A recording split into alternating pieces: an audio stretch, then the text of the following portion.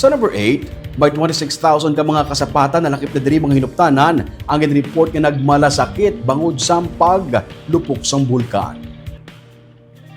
Sa report ng Office of the Provincial Veterinarian as of December 12, poultry o kun mga manok ang pinakamadamo sa record nga nagmalasakit nga 22,250. 1,062 naman ang mga karabaw, kag 1,246 ka mga baboy ang nagmalasakit.